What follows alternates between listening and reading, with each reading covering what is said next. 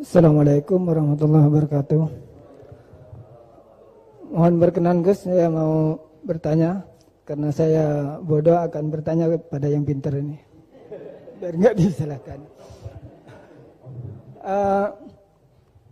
Mana ya langsung ke pertanyaan, lebih penting mana antara pintar dengan cerdas? Karena ada anekdot Madura itu. Ya. Karena orang Madura kan terkenal anekdotnya ya. Pada suatu saat di sekolah SD itu ada upacara, kemudian ada di anekdot itu ada menteri yang menanyakan kepada salah satu guru bahwa tiang bendera ini berapa tingginya. Oleh guru itu manggil murid untuk naik ke tiang bendera itu untuk mengukur tingginya tiang bendera itu. Kemudian sama seorang pejabat itu ditegur, kenapa susah-susah dinaikin tiang bendera itu? Enggak ditidurkan aja biar tidak mengundang bahaya. Dijawab oleh seorang guru tadi, tadi Bapak kan menanyakan tingginya tiang bendera. Kalau ditidurkan itu bukan tingginya, tapi panjangnya. Nah, itu kan panjangnya bukan tingginya. Jadi kalau menanyakan tingginya maka harus dinaikkan dulu, diukur ke atas. Nah itu terkait dengan anekdot itu, saya bertanya itu ya penting mana atau lebih utama mana antara pintar dengan cerdas. Terima kasih Gus. Ini karena pertanyaannya anekdot, saya jawabnya juga anekdot. Itu kalau kita di pesantren itu gudangnya, itu kan biasanya korbannya orang Madura, tuh kasihan juga sama orang Madura. Itu kalau mereka ketangkep polisi ditanya, sudah tahu ini pelanggaran, tahu Pak? Kenapa tetap melanggar? Gak tahu Bapak di situ sih. Jadi itu kan cerminan pikiran kita semua. Kalau gak melanggar itu bukan karena takut aturan, takut ketangkep polisi. Sudah tahu kalau pelanggaran, tahu Pak. Kenapa melanggar? Enggak tahu Bapak di situ. Ribet kan? Nah, tapi sebetulnya jawaban dari pertanyaan jenengan itu ya sebenarnya Anda pasti tahu lah. Ini kan antara cerdas dan pinter itu mungkin ya pinter itu ya cerdas, cerdas ya pinter. Yang jelas mengetahui sesuatu yang semestinya itu ya kecerdasan, dan mengetahui itu ya namanya pinter gitu. Cuma tadi yang menterinya memang tanyanya ketinggian, di mana-mana yang bentuk tinggi itu ya begini gitu kan. Kalau begini orang sudah bilang bentuk panjang gitu. Jadi ya dalam hal ini ya pinter dan cerdas anak SD tadi yang naik tadi. Karena ya tetap dia memang benar-benar ngukur ketinggian itu, bukan kedataran. Nanti lama-lama ini bukan panjang Pak, tiduran. Tapi itu memang di beberapa dunia wali itu dunia yang memanfaatkan kepintaran dan kecerdasan. Misalnya banyak wali yang ibadahnya itu biasa. Ditanya, kenapa kamu ibadahnya biasa? Loh, Allah itu enggak diuntungkan oleh ibadah saya. Ya sudah, saya ibadah standar saja lah yang wajib-wajib. Makanya di dunia wali itu lebih ngeri guyonannya. Ada seorang wali doa di multazam, ya Allah ampuni dosa saya, ampuni, dan ini tempat mustajab, saya berdoa supaya saya tidak dosa lagi. Itu jawabannya unik. Kalau orang tidak dosa, sifat ghafur saya nganggur nanti. Jadi saya ini ghafur itu pemaaf. Kalau nggak ada yang salah, lalu ini gimana ini? Nggak ada objeknya lah kira-kira gitu. Jadi hubungan wali dengan Tuhan dulu itu ya asik, karena ya memang agama ini datang dengan keasikan. Makanya disebut halawatal iman. Halawah itu nyaman, indah. Makanya Nabi itu kalau mensifati sholat, wa qurratu aini fi sholat, nyaman saya ketika sholat, karena Allah itu jamil, Allah itu indah, sehingga ya nyaman. Lalu saya itu kalau mikir mati itu Pak Rektor itu ya takut kadang-kadang, wah dikubur terus ditinggalkan gitu, ribet kan. Tapi kalau setelah saya ngenangen, dulu ketika saya janin di perut ibu ya nggak tahu cara hidup, ternyata saya hidup dengan cara yang saya nggak tahu. Wong bisnis agak bisa, kerja agak bisa. Kamu ketika jadi janin kan sudah ada nyawanya, sudah hidup. Kamu bisa ngelola hidup kamu di situ, tidak bisa kan? Ternyata bisa hidup. Makanya Allah mengingatkan wa id antum ajinnatun fi butuni ummahatikum. Kalau kamu janggal hidup kamu di kuburan, apa kamu tidak pernah hidup di kuburan? Yaitu ketika kita masih janin di perut ibu. Kalau ibu kamu senang renang, ribet kan, sudah dalam perut, orangnya renang lagi. Udah gitu. Kadang-kadang ibu kamu sembrono sudah ada janin masih goreng-goreng. Kalau kepeletihan gimana itu? Tapi Allah tahu cara ngelola kehidupan kita zaman masih apa? Janin. Ya kita hidup ya ada bayi yang gendut bahkan sampai disesar karena saking gendutnya. Wah itu bayi tauhidnya tinggi, sudah tahu kalau yang ngurusi Allah. Ndablek saja dia sampai gendut. Ya artinya kalau sedang lihat itu ya sudahlah.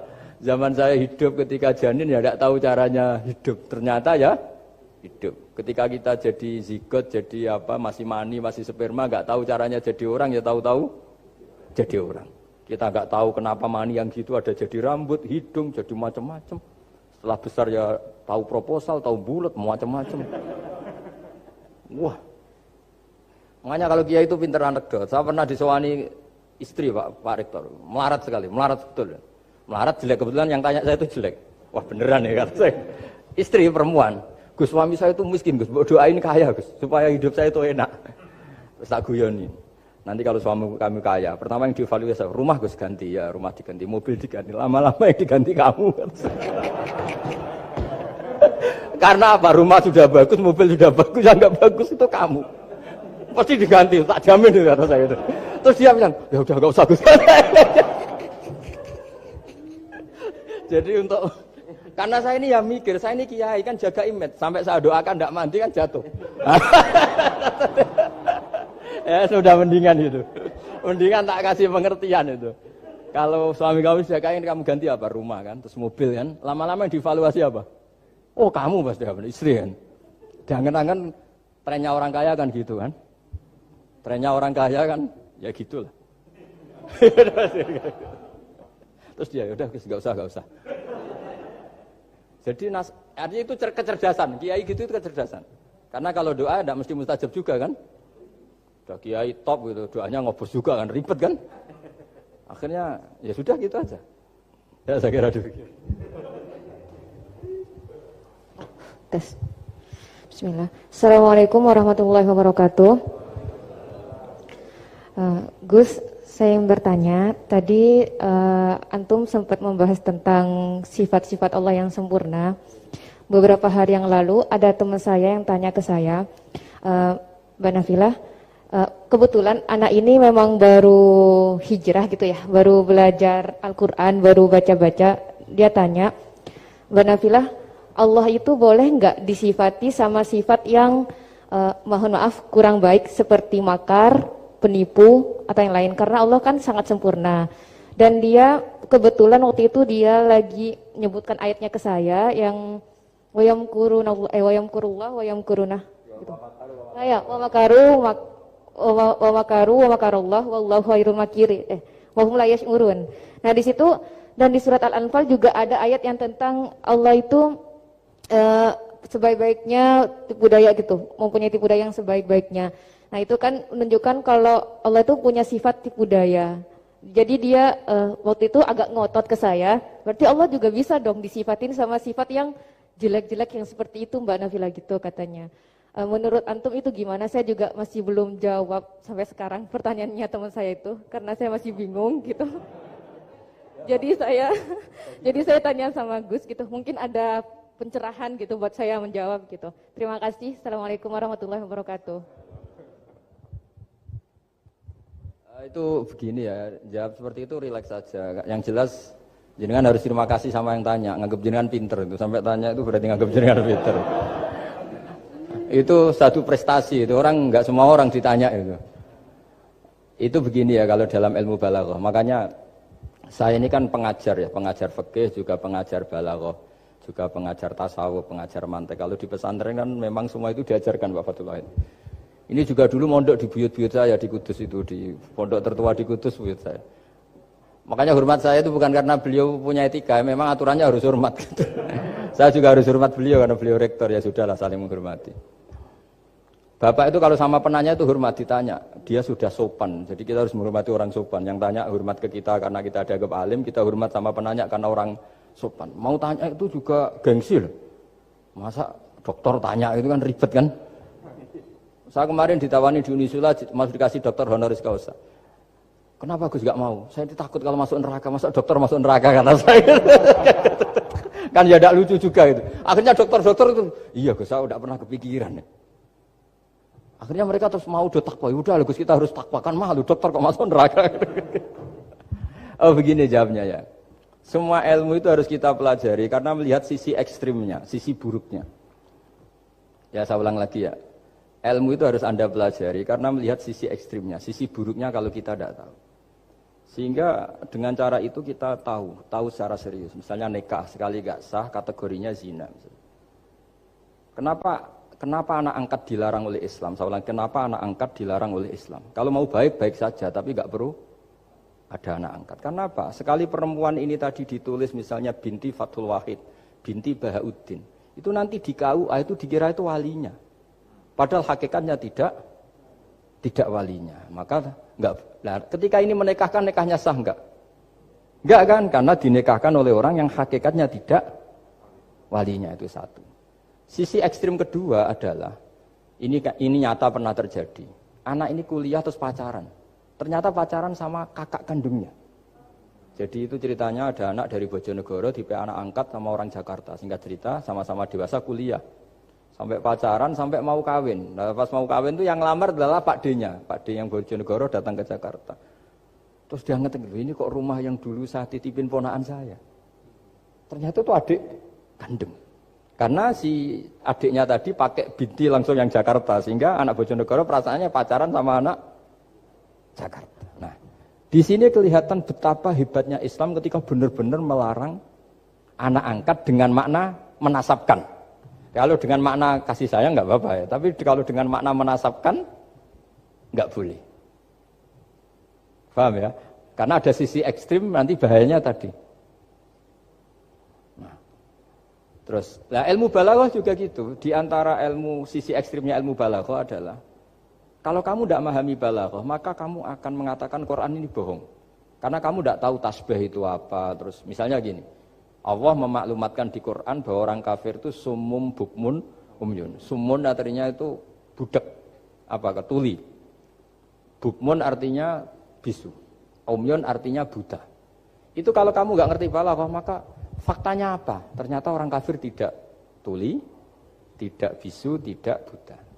Tapi kalau kamu ngerti balaghah akan tahu ini tasbih yang baligh, perumpamaan yang sempurna, kesusastraan. Jadi kalau orang muji Nabi itu nggak boleh bilang anta kasamsi, itu kurang keren. Kamu ibarat matahari kurang keren. Kafnya dibuang, anta samsun, anta badrun. Kamu matahari, kamu rembulan. Nah, kalau orang sedang pacaran itu kalau bilang kamu ibarat bunga, itu kurang keren. Wah kamu ya bunga saya itu kan terus keren kayak. Nah itu balaghah. Nah, di antara balaghah itu ada namanya wal ityan bil kalimah lil musyakalah. Jadi mendatangkan kalimat bukan dengan makna semestinya tapi lil musyakalah. Musyakalah itu perimbangan. Wa makaru wa makarawah. Mereka bermakar dengan tipu daya. Wa makarawah dan Allah pun melakukan itu. Berarti Allah menipu daya mereka. Ya enggak. Kalau dilakukan orang baik itu namanya kecerdasan. Tapi kalau dilakukan orang dolim itu namanya tipu daya. Jadi misalnya gini. Ada orang bikin alarm supaya maling itu terdeteksi atau pakai CCTV. Itu namanya kecerdasan. Tapi kalau maling pakai CCTV untuk kalau nyolong ngerti pergerakan yang punya rumah. Jadi sama-sama melakukan itu tapi beda. Sama mati juga gitu. Ketika kita pecundang matinya mati sangit gitu. Tapi ketika kita pahlawan matinya mati syahid. Artinya ya sama-sama mati. Nah, di balaghah itu ada istilah musyakalah. Musyakalah itu ayat itu sebenarnya banyak, Mbak. Ada yukhadi'una Allaha wa huwa khadi'uhum wa yamkuruna wa yamkuruwah wa makaru wa makaru itu banyak. Jadi di antara sisi yang harus kita pelajari dari ilmu balaghah adalah kalimat itu banyak yang tidak semestinya. Ya tadi misalnya kita bilang coba kamu jalan dulu. Kalau kita bawa mobil, maksudnya mobil itu jalan, kita duduk. Tapi kalimatnya tetap, sudah kamu jalan dulu. Mau naik mobil kok dibilang jalan. Jadi berdiri juga gitu. Ya yuhal muddathir kum fa'anzir. Kum berdirilah kamu. Berdiri maknanya mengurus sesuatu yang serius. Itu orang Arab bilang berdiri. Sehingga disebut wayuqimuna sholat dan mereka mendirikan sholat. Apa semua sholat itu bentuknya berdiri? Nah, nuruti cangkem elek kan protes. Makanya begitu juga sholat. Sholat itu harus menghadap kiblat. Yang benar aja. Kalau pas sujud menghadap apa coba? Menghadap tanah kan? Jadi kalau nurutin bahasa ini nggak ada yang benar gitu. Maka berhati-hatilah dalam bahasa karena bahasa itu nggak jelas. Kalau kamu sedang senang istri kamu mesti bilang gini, wah saya cinta kamu karena kamu cantik. Harusnya istrinya tersinggung. Sehingga gini, berarti suatu saat kalau saya jelek Anda sudah tidak cinta kan? Kebetulan para istri tidak pinter sehingga dipuji gitu ya seneng. Sebetulnya itu tidak pujian, itu bahaya itu. Berarti dia mencintai saya sejauh saya masih cantik. Kalau enggak ya sudah macam-macam. Dan ya rata-rata macam-macam betul itu. Artinya bahasa itu nggak usah dimaknani. Makanya saya kemarin bilang sama Pak Rohidin itu, Mbok ya UI itu kalau ngaji misalnya Bukhari dengan pemaknaan ulama. Karena maknani bahasa ini satu pekerjaan yang kalau tidak ulama tidak bisa. Apalagi bahasanya Rasulullah SAW. Bahasa itu susah. Dalam keseharian saja kita maknani susah, apalagi bahasanya Quran dan hadis. Ya contoh paling gampang gitu. Wa yuqimuna sholat, mendirikan sholat. Kita berdiri tegak demi bangsa ini. Memangnya perang harus berdiri, kadang harus tiarap kan? Jadi bahasa itu selalu sering, kalau di balaghah disebut hakikat dan majas. Ada makna hakikat, ada makna. Dan itu harus kita kaji. Kalau enggak ya fatal, memang hasilnya fatal. Kalau enggak ya. Makanya saya dulu ketika ngaji itu ya banyak santri yang agak kurang ajar betul. Sampai Sang Rajana gini Pak Khalil, Anda orang teknik pasti tahu. Gus, soft paling baik itu yang mana? Soft awal kata saya gitu. Baru agak baik kedua, ketiga. Ya kalau gitu gampang Gus, masjid tuh bikin selatan utara, semuanya soft jadi awal. Selagi bentuknya barat timur pasti ada 2, 3. Paksa mereka di soft awal dengan desain masjid Selasa utara apa? Bukan panjang ya, selatan utara sehingga semuanya di soft awal. Terus dia tanya lagi, lalu soft paling baik mana? Yang sisi kanannya imam kan itu urutannya. Ya sudah imamnya letakkan paling selatan. Sehingga semua makmum posisinya di kanan. Ya kalau itu anjuran Islam ya didesain sak bangunannya. Ribet gitu. Coba kalau kamu jadi kiai ditanya gitu mangkel apa enggak? Wah ini kurang ajar betul orang ini. Selagi bangunannya memungkinkan soft 2, 3, pasti nanti ada soft 2 dan dipaksa saja, yaitu tadi bangunannya memanjang selatan utara, imamnya diletakkan paling selatan. Terus saya gantian tanya, lalu setelah begitu yang paling afdol siapa? Yang paling dekat? Ya sudah imamnya kerubuti saja. Gitu. Itu, nah. Makanya yang sering perdebatan NU dan Muhammadiyah dan itu kalau mau dianalisis secara ilmiah sebetulnya normal semua. Karena teks hadis itu memang butuh pemaknaan. Nabi, saya beritahu ya, Nabi itu kalau habis sholat itu memang di semua teks itu akbala ali nabi wajih. Saya sering ketemu tokoh-tokoh Muhammadiyah ya baik-baik saja. Ketemu tokoh NU ya baik-baik saja. Karena ini masalah teks. Saya ulang lagi, karena Rasulullah SAW idan sorofa min sholatihi akbala ali nabi wajih. Nabi setelah sholat itu menghadap ke musolli, ke makmum. Kira-kira kalau Indonesia menghadap ke timur. Tapi di sebagian riwayat, Nabi itu kalau habis sholat itu melakukan sesuatu yang menunjukkan kalau dia sudah selesai sholat. Jadi filosofinya itu yang penting memaklumatkan kalau beliau sudah sholat. Karena dulu itu begini, Nabi itu kan tokoh sentral ya. Beliau akramul khalqi, beliau sayyidul anbiya wal mursalin. Sehingga orang tuh kadang lari itu dari jarak 7 kilo, 6 kilo, 7 kilo lari supaya menangi sholat bersama Nabi. Nah, ketika mereka jadi posisi masbuk itu tertinggal oleh imam. Kalau Nabi posisi tetap menghadap ke barat dengan posisi orang sholat, nanti yang baru datang ngira Nabi masih sholat. Dan kalau kadung makmum ternyata Nabi sudah selesai. Itu sholatnya namanya nggak sah. Karena apa? Mengikuti orang yang hakikatnya sudah tidak sholat. Terus semenjak itu jadi ilmu, maka kesunatan bagi imam setelah salam harus memaklumatkan ke hadirin kalau sholatnya selesai. Itu bisa dengan gerakan menghadap ke makmum, atau menghadap ke utara, atau apalah pokoknya. Yang penting jangan rokokan lah misalnya itu. Ya pokoknya itu aja, disarah-sarah. Ini cerita pendapat ulama, bukan pendapat saya. Jadi segampang itu ulama. Sehingga ya orang-orang yang alim dari kelompok Muhammadiyah lihat NU yang begitu ya biasa, yang alim melihat Muhammadiyah gitu ya biasa. Karena kita ini masalah teks. Apa? Masalah teks. Teks itu mesti orang akan memaknai secara proporsional. Saya berkali-kali menyontohkan kemarin ngaji di Ulil Albab. Wa ma min amin illa wa yukhayyalu takhsis. Tidak ada kalimat umum kecuali terbayang khususnya. Enggak boleh kalimat selalu umum. Misalnya saya contoh paling gampang itu tadi. Cung nak melaku jo plengaan itu. Kalau jalan jangan toleh kanan toleh itu. Semua ilmu adab pasti begitu. Tapi kalau di jalan raya tetap enggak melengak. Tapi itu enggak diutarakan oleh orang tua kita karena anak ini pasti paham lah kalau mau nyebrang jalan ya harus. Tapi kalau kita nasihati kan tetap cung kalau jalan-jalan jangan lihat kanan, lihat kiri, jangan. Tapi hakikatnya sama. Cung kowe nak salat sing anteng tuh kan enggak gerak. Wah ya enggak sah lah, tapi enggak rukuk, enggak sujud, anteng aja. Ada ini cerita. Jadi kalimat itu sesuatu yang pemaknanya itu pasti proporsional gitu. Kalau kamu salat dinasihati gimana? Sing anteng. Ya salat kalau anteng sah enggak kira-kira? Enggak sah kan berarti enggak rukuk, enggak sujud kan anteng aja diam aja. Ya sama, saya berkali-kali nyontohkan, istri kamu kalau sedang baik dengan kamu, sudahlah Pak, kamu ingin apa saja tak dukung, bilangnya apa saja. Tapi kamu jawab, saya ingin poligami, wah perkara itu. Padahal bilangnya apa saja. Maksudnya kecuali itu kan gitu. Nah, ya makanya ini cerita ya. Quran itu ada sekian kalimat yang maknanya itu proporsional. Seperti wa makaru. Jadi misalnya gini ya, contoh paling gampang yang populer. Nabi di Gua Thur. Gua Thur itu ya gua Arab ya. Kedalamannya enggak banget dalam. Terus Allah merekayasa itu dengan cara ada laba-laba yang masang jaringnya di situ. Terus ada burung dara yang di situ. Itu ya disebut makruh, rekayasa Tuhan. Tapi orang pasti sepakat itu namanya kecerdasan. Karena orang kafir yang mengklaim dirinya cerdas, dirinya terlatih, dirinya ahli mendeteksi musuh. Ternyata hanya ditipu seperti itu, enggak tahu. Nah karena ini pekerjaan kesalehan disebut kecerdasan. Apa disebut?